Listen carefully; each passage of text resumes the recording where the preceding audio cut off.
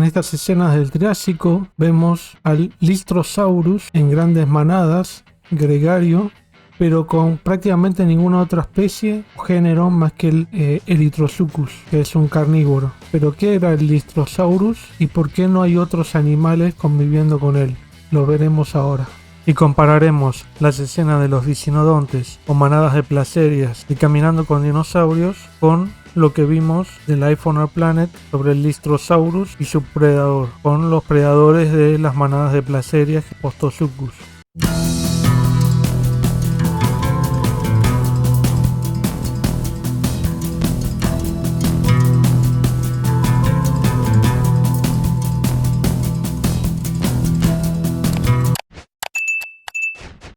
El Lystrosaurus es un terápsido anomodontio cercanamente relacionado con los mamíferos. Sí, con los mamíferos, aunque resulte difícil de creer. Tenía un cráneo muy redondeado, como se puede ver, con una especie de pico frontal que era muy tosco, muy duro, muy fuerte, y luego unos caninos también seguramente muy toscos, fuertes. Tenía un reducido tamaño de alrededor de 2,5 metros de largo máximo, algún espécimen máximo. Está representado por alrededor de 4 a 6 especies y es una de las pocas especies que sobrevivió a la gran extinción del Pérmico Triásico, que dio por finalizado la era Paleozoica y dio comienzo al Mesozoico, en el Triásico, hace unos 250-252 millones de años. Y resulta que este terápsido anomodóntido, hay propuestas de cómo sobrevivió, por qué sobrevivió, pero hasta ahora ninguna explica en gran medida cómo lo hizo. Hay una hipótesis principal que señala que gracias a las cuevas que construía, muy probablemente porque tenía miembros anteriores muy robustos y habría tenido la fuerza suficiente para excavar cuevas, y tal vez habría hibernado, lo que le habría facilitado sobrevivir a malísimas condiciones ambientales de fines del Pérmico, principios del Triásico. Y bueno, salió un día, se estiró de su cueva tirando las patas y vio que todo lo que conocía ya no existía.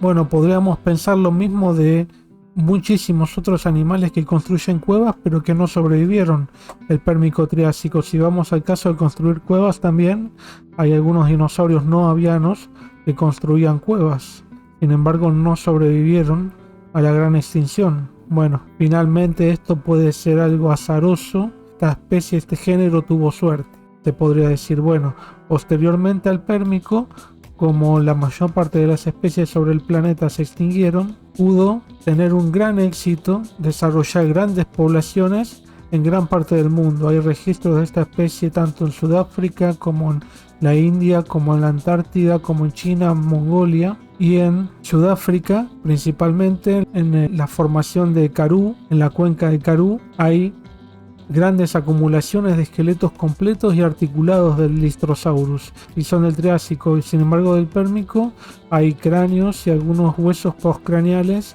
desarticulados y aislados. Entonces, ¿por qué había esta diversidad del Triásico pero no del Pérmico? Bueno, se supone que hubo una gran cantidad de especímenes de individuos que se congregaron en un lugar para morir. Entonces, de esa forma fueron de alguna forma enterrados rápidamente porque había ambiente de depositación, habían ríos, lagos, lagunas que seguramente desbordaban en época de abundancia de agua, entonces los fueron sepultando y bueno, sobrevivieron hasta la actualidad sus restos. Eso es lo que se supone de por qué están articulados y completos. Bueno, ¿por qué estaban tan distribuidos? Como sabemos, existía Pangea en esa época, por lo cual las grandes conexiones de masas terrestres permitían que los animales puedan migrar pasando de un continente al otro sin ninguna barrera geográfica. Por ejemplo, pasar de Europa a América del Norte o de África a Sudamérica, o incluso de cualquier parte del hemisferio norte al hemisferio sur, básicamente, y de, como digo, de la parte este del mundo a la parte oeste y del oeste al este, porque el clima también era mucho más uniforme. Bueno, pero finalmente el Lystrosaurus no sobrevivió por mucho tiempo más posteriormente en el Triásico, se extinguió en el Triásico temprano. ¿Por qué se habría extinguido en el Triásico temprano y no se extinguió en el Pérmico Triásico? Bueno, eso pueden haber muchos factores que se desconocen y podría estar relacionado, no sé, a alguna vegetación que comía que ya no existía, no se adaptó, cambiaron condiciones ambientales que requería para sobrevivir.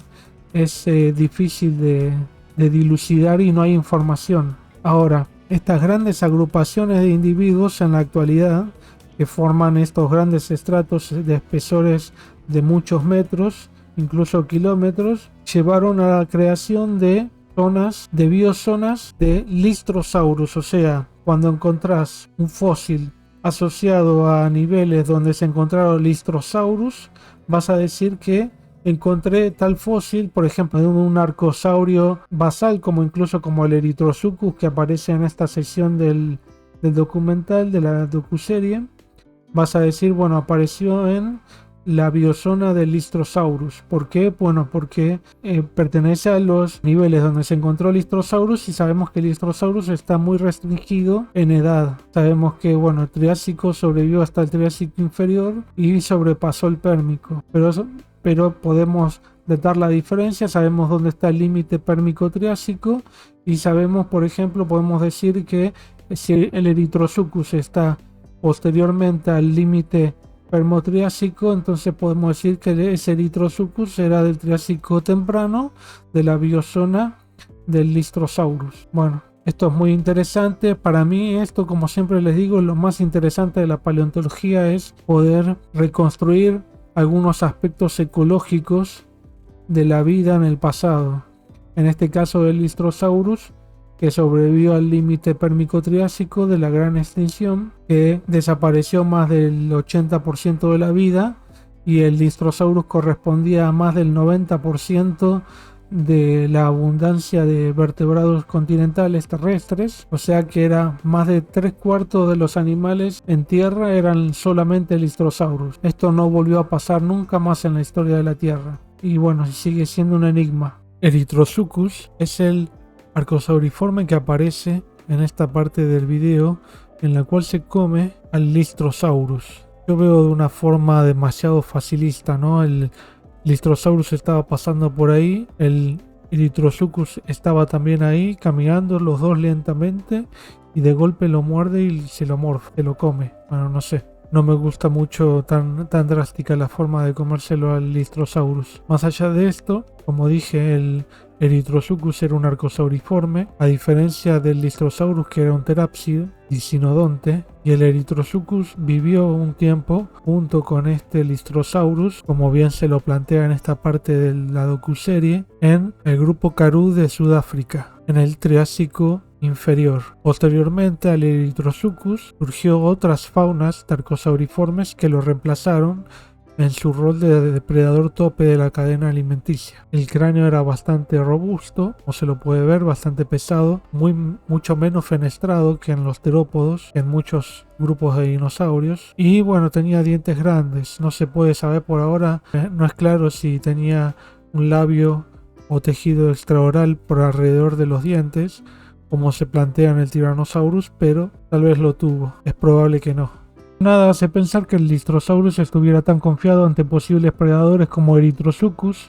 Es algo que puede pasar con algunos animales en la actualidad, pero no se sabe para nada. Tampoco que hayan sido los dodos de su época, como lo dice el locutor, por lo que nos quieren decir que como el dodo era tan manso, nunca había visto tampoco al hombre hasta que este llegó a la isla Mauricio, era fácil de cazar y por lo tanto se extinguieron.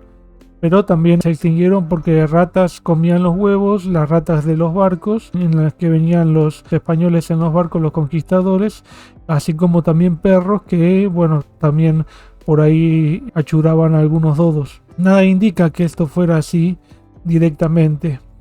Y bueno, como vemos en Caminando con Dinosaurios, vemos esto con el Postosuchus, que se come a dicinodontes de distintas placerias. Y bueno, esto podemos ver un reemplazo faunístico claro de predadores a presa, en el que, bueno, en lugar de ser un arcosauriforme con un terápsido, luego lo veremos entre distintos grupos de arcosaurios entre sí, entre arcosaurios y mamíferos, entre mamíferos y arcosaurios, un ida y vuelta que varió mucho, es obvio, ¿no? Y hablando de cosas osadas y atrevidas, de Caminando con dinosaurios, en comparación con lo que vimos en Life on Our Planet, también vemos un Postosuchus orinando luego de discutir básicamente una pelea vecinal con otro Postosuchus, orinando, y vemos el chorro saliendo de la cloaca. O sea, el grado de osadía de esa serie fue máxima, porque nunca más vamos a volver a ver en una serie que yo sepa, por lo menos no recuerdo, ni un dinosaurio, ni un arcosaurio, ni un sinápsido orinando, haciendo popó, y prácticamente nunca más pariendo tampoco, porque no vuelve a pasar ni en Life on Our Planet. Parece que no es parte de la vida esto, ¿no? Orinar, hacer las necesidades fisiológicas, prácticamente aparearse tampoco, ni siquiera parir. Pero bueno, por lo menos nos muestran escenas de predación, ¿no? Es lo máximo que tenemos en la serie. Esto fue todo por hoy. Suscríbete al canal, dale like al video y seguimos en Secretos Paleontológicos.